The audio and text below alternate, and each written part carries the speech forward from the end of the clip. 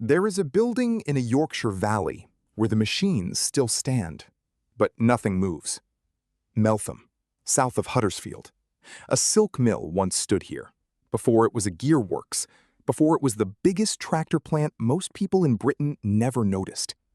If you walk the yard today, the only color left is on the tractors kept indoors, out of the rain. Hunting pink. Not red, not orange. A color so particular, the man who chose it did it in about 4 seconds by throwing his own coat onto a chassis. Color anchor.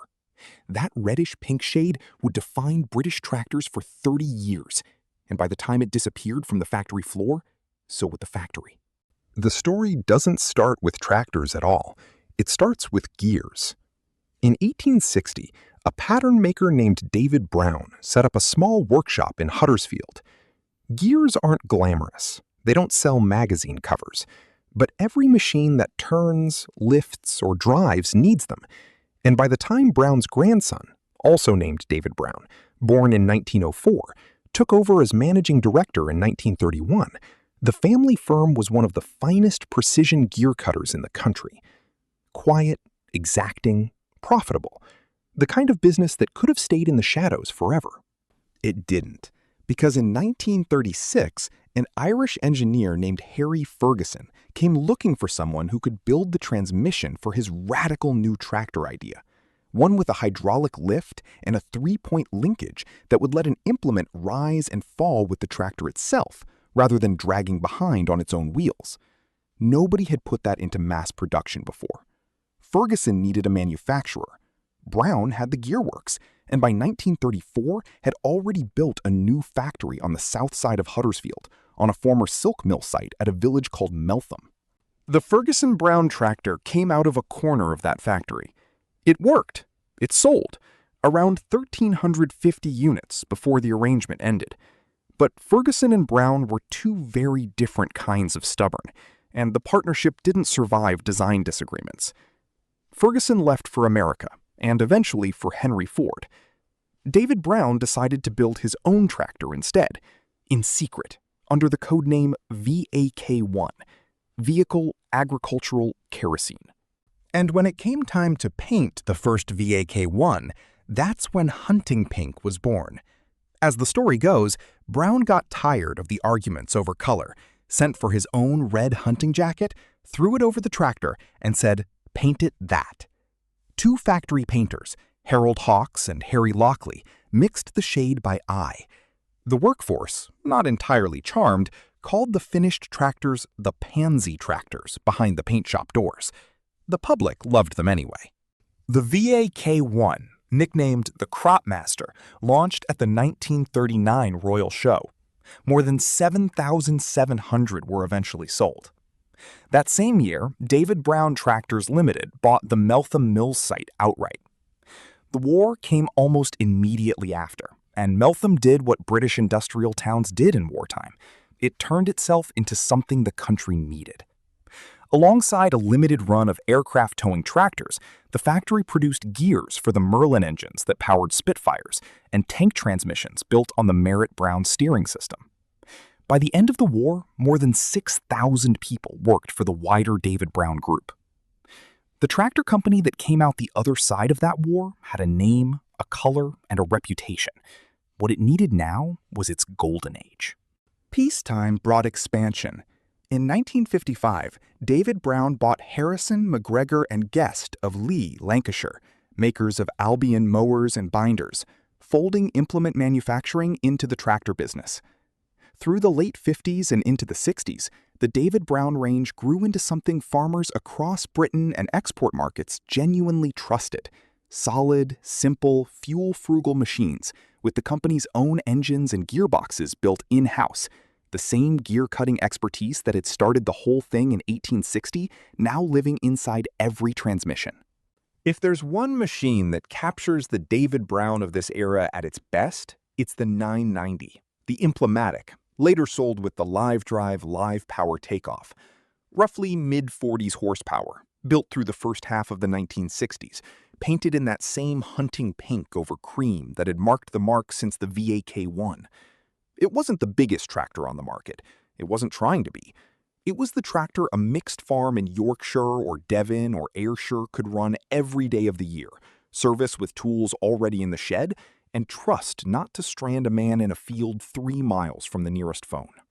Farmers who ran them talk about the gearbox, David Brown's own design, drawing on 30 years of gear-cutting know-how, as the thing that set the mark apart. Where competitors bought transmissions in, David Brown built theirs, and it showed. These weren't glamour tractors. They were work.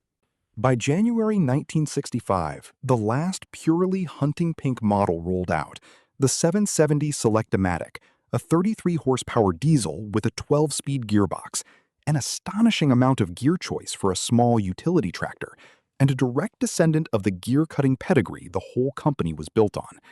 Just under 2,000 were built in 10 months before the color scheme itself was retired, replaced by a new chocolate and white livery for the tractors that followed, among them the 1200 Select-O-Matic, a 67-horsepower flagship that pushed David Brown into a bigger, more competitive class than it had ever occupied before. This was David Brown at its absolute peak, Britain's third-largest tractor manufacturer, a royal warrant on the letterhead, Queen's Awards for export and technology on the wall, and in 1971, a brand-new, state-of-the-art assembly complex opening at Meltham, said at the time to be one of the most advanced tractor plants in Europe. Nobody standing in that factory in 1971 would have guessed the company had less than 2 decades left. A well-kept 990 or 1200 Select-O-Matic today is exactly the kind of tractor you'll find repainted and gleaming at a summer vintage rally, restored by hand, run for an afternoon, then trailered home. They were never rare. They were everywhere. That's precisely why they matter now. They were the ordinary tractor of an entire British farming generation, and ordinary things are always the first to vanish once nobody's making them anymore. Here is where the story turns, and it turns on money David Brown itself spent. That new 1971 assembly complex wasn't cheap, and it landed at almost exactly the wrong economic moment. The early 1970s brought a global recession, an oil shock, and a serious slump in tractor sales, just as David Brown was carrying the debt of the newest, most modern production line it had ever built. A family firm that had been personally controlled since 1860 suddenly needed outside capital to survive, and outside capital came with new owners attached. In 1972, the Tenneco Corporation of Houston, Texas, an American industrial conglomerate that also owned the tractor maker J.I. Case, took control of David Brown tractors. For a few years, the two brands ran in parallel. A new unified white-red-black color scheme arrived in 1973 for the combined Case-David Brown range, and joint dealerships started appearing on both sides of the Atlantic. On paper, this looked like strength. Access to Case's American distribution, shared engineering resources, a bigger balance sheet behind a smaller British name. But a name that gets shared eventually gets erased. In October 1983, the David Brown badge disappeared from the bonnet entirely, replaced by the Case logo on the new 94 series range, tractors the workforce nicknamed Magpies for their black and white color scheme. The David Brown name stayed stamped quietly on the data plate, out of sight, for as long as Meltham kept building tractors. But to anyone glancing across a farmyard, the mark that had carried a royal warrant a decade earlier had simply stopped existing. The final blow came in 1985, when Tenneco folded in International Harvester's ailing tractor business, merging it into Case to create what would become Case IH. Now, Meltham wasn't just competing for investment inside one company, it was competing against a sister factory. Case had another, larger tractor plant at Wheatley Hall Road in Doncaster, inherited from International Harvester, sitting right on the motorway network. Meltham, in a Yorkshire valley with none of that access, was suddenly the plant nobody needed twice. There is a particular kind of dread in a factory town when workers realize the fight isn't against a competitor anymore, it's against your own sister plant, and the tiebreaker is a motorway junction. The end, when it came on a specific date, March 11th, 1988. A two-wheel drive David Brown 1594 built to American specification, rolled off the Meltham line, the last tractor the factory would ever produce. It was shipped to the Case Company Museum in Racine, Wisconsin, where it sat outdoors alongside other heritage machines for 15 years before former employees eventually arranged to bring it home.